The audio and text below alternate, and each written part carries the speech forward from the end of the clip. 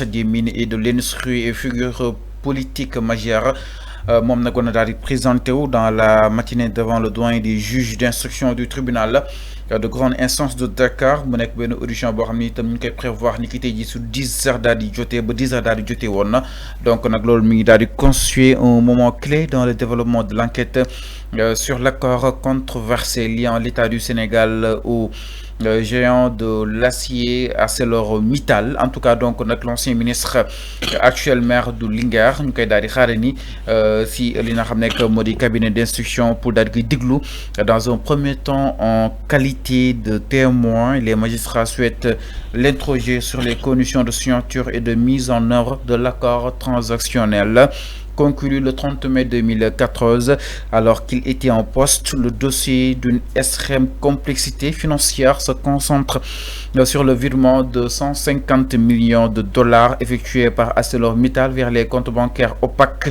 au nom de l'avocat français maître François Maillet, hébergé à la BNP justement Paribas entre autres. Alors naka na daal di jàngatee par rapport ak koppar li nga xam ni itam doxante na ak diggante ñun peut-être ak waa ArcelorMittal 150 millions de dollars yi entre autres. Alors mu nekkoon loo xam ni itam Sénégalais doon nañ ko xaar mbiru ArcelorMittal parce que juróom na fi coow quand on se rappelle les revues de presse de Ahmed Aïdara entre autres. Alors naka na ko daal di jàngatee mbir bi boo xam ni itam peut-être 11 ans après on en reparle. Oui, il fallait s'attendre à ça. Pour dire la vérité, c'est un dossier yow mi wax nga ko dossier bu yàgg la boo xamante ne Sénégalais yi chaque jour ils se posaient les questions quand est-ce qu'on va régler ce dossier ArcelorMittal. Parce que dossier boobu ça a démarré très longtemps. Macky Sall a décidé de passer l'éponge. Malheureusement aujourd'hui l'histoire ancienne nous rattrape. Donc si Macky Sall avait décidé de régler le dossier ArcelorMittal tey duñ fi egg. Mais comme Macky Sall il protégeait ces délinquants-là, comme Macky Sall il a décidé de protéger ces personnes-là, moo tax tey ñu excité bay convoqué entre Birima Mangara et Aliou Ngouille Ndiaye. Donc c'est des choses yoo xamante ne ça peut s'éviter si Macky Sall et seulement si Macky Sall avait décidé d'éclaircir la lanterne des Sénégalais. Mais chose que Macky Sall a préféré donc ndëppal donc tey egg nañ ci la convocation xam nga dossier yu mel noonu fallu il va falloir que ça arrive. Parce que li ñu wax ci xaalis dafa bëri li ñu wax ci ay association de malfaiteurs mais xoolal le juge lan la ñuy nekk di requiert ci kii boobu mooy juge bi procureur nee nañ leen toppee comme association de malfaiteurs comme blanchiment de capitaux blanchiment d'argent comment des faux et usage de faux escroquerie di xoolal les chefs d'inculpation yoo xamante ne moom la ñuy laam-laamee ni que moom la ñuy bëgg retenir ci ndondu Ali Ngouille Ndiaye ak Birima Mangara. Donc c'est évident man waxuma ni que ñoom ñoo def peut-être les enquêtes ou bien enquête bi dina révéler leneen mais ce qui est sûr mooy Ali Ngouille Ndiaye est convoqué, Birima Mangara est convoqué. Donc loolu mooy c'est l'information du jour boo xamante ne sénégalais yi war nañu ko yéeg. Opposition bi ñëwaat neen si li nga xam ne que moo di la reddition léegi Ali Ngouille Ndiaye dafa am doole lool foofu si daanu li nga exactement naka daal di analyser li nga xam ne que moo di justement cette opposition bi nga xam ni itam mu koy traduire jëm si wàllu politique. Il faut arrêter de politiser les dossiers. Le dossier ArcelorMittal moo raw sa Ali Ngouille Ndiaye à Linguère. nañu waxante dëgg. Balaa Aliou Ngouille Ndiaye di nekk maire de Linguère mais dossier boobu amoon na ArcelorMittal. Donc dossier boobu c'est un dossier vieux. Ça ne date pas d'aujourd'hui. Ça n'a rien à voir avec la mairie de Linguère nañu waxante dëgg Aliou Ngouille Ndiaye qu'il soit président de la République wala premier ministre si on doit relancer ce dossier ArcelorMittal il faut le relancer mais Fallou man je ne veux pas man dama bëgg a nekk naa fekk ngeen baal ma. Quand j'ai dit avec le dossier de Farba Ngom était quoi? C'est pas le maire des Agnam. Quand j'ai dit le dossier de Tahirou Sarr était quoi? C'est pas un célèbre homme d'affaires. Quand j'ai dit le dossier de Mansour Faye est quoi? C'est pas le maire de Saint-Louis. Mais Mais pourquoi aujourd'hui on parle de Ali Ngouille Ndiaye? Ouais, on dit ouais parce qu'il est célèbre ou bien il est puissant à Linguère. Vous croyez que Ali Ngouille Ndiaye il peut pas être battu à Linguère même sans le dossier ArcelorMittal? Il faut arrêter ça. Et si il est maire aujourd'hui, mais auparavant il n'était pas maire, il était ancien ministre des Mines. Mais quand il est ancien ministre des Mines, mais le dossier là, ArcelorMittal, c'est dans l'exercice de ses fonctions en tant que ministre des Mines. Mais moi, je ne c'est pas en tant que maire de Linguère. Tu aussi, nous avons conclure l'accord le 30 mai 2014, il était en poste, il était en fonction. Mais c'est ce que je dis, c'est dans l'exercice de ses fonctions de ministre des Mines. C'est pas de maire de Linguère.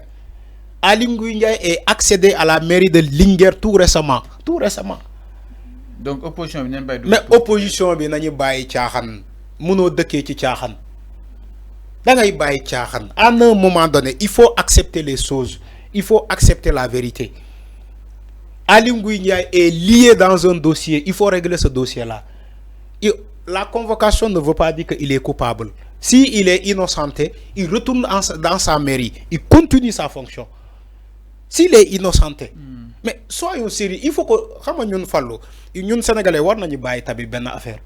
Quand ça nous arrange, on dit que non, on a justice. Quand ça nous arrange, nous, l'opposition.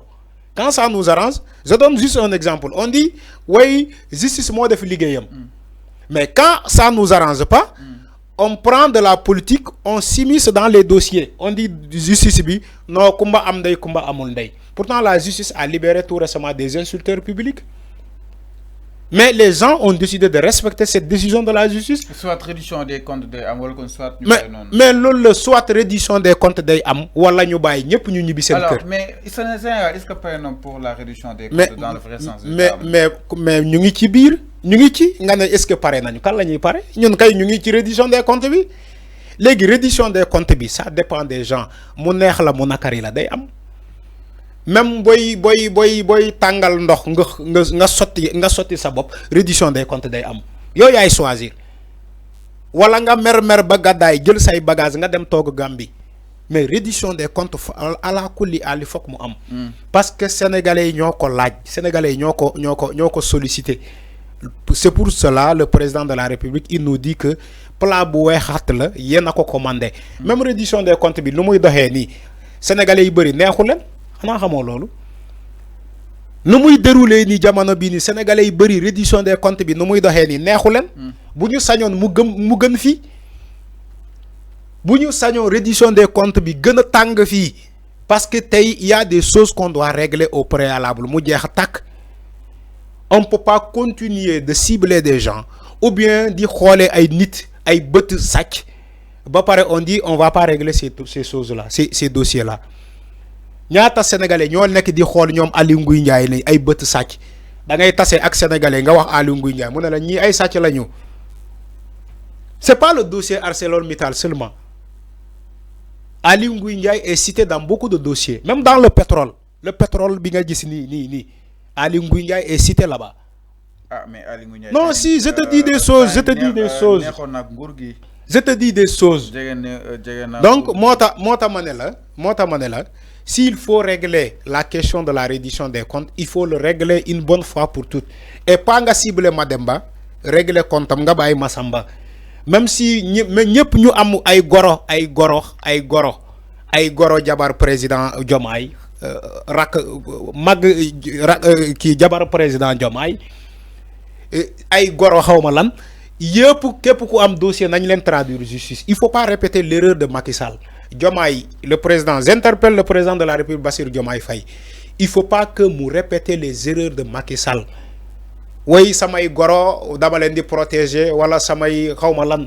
Il faut pas faire ça. Sa jabar oui grande sœuram jabar l'autre là comment il s'appelle? Oui, jabar xawma lan? Omar Youm bu amé dossier nañ ko traduire en justice. Nañu baye ces choses là. Il faut arrêter ces choses là. Macky Sall en a fait beaucoup. Sénégalais yi bëri fan la ñuy jaar bañ Macky Sall parce que ay goroom ay jegeñaaleem ay xaritam dinañu def lu ne fang Macky Sall jël concom teg ci ces dossiers là. Donc si j'interpelle le président qui est en cours. Il faut pas répéter les erreurs de Macky Sall. Les dossiers les dossiers c'est à traduire en justice. Si Macky laa bëgg ñëw exactement si coow loolu ba tey Macky nag moom peut-être du ñàkk ni dinañ ko daal déglu